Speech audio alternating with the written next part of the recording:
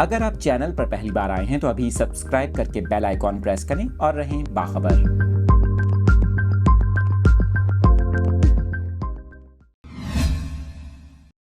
تفصیلات آپ کے ساتھ شیئر کر رہے ہیں کراچی سے۔ آپ کو بتا رہے ہیں کہ کراچی کے علاقے گڈاب میں ببر شیر کی موجودگی کی اطلاع پر محکمہ وائلڈ لائف نے سرچ آپریشن کیا۔ آپ کو بتا رہے ہیں کہ گڈاب ٹاؤن کے علاقے میں ڈیم کے اطراف ببر شیر کی موجودگی کے حوالے سے ویڈیو سوشل میڈیا پر وائرل ہوئی تھی، جس کے باعث شہریوں میں خوف و ہراس پھیل گیا۔